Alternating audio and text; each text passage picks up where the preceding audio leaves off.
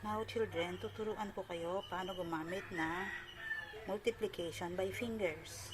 11 to 15. 11 times 11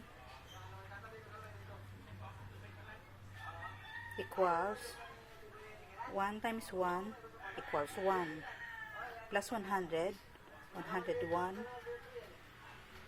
Magbibigay tayo ng 10 plus 10 na nakabukas na daliri is 20 plus 1 plus 100 equals 121. 12 times 12, 100 plus 2 times 2 equals 4. Bilangin natin ang nakabukas na daliri, 10, 20, 30, 40. 100 plus 4 plus 40, 144. Ngayon, bibigyan ko kayo ng assignment, 13 times 13.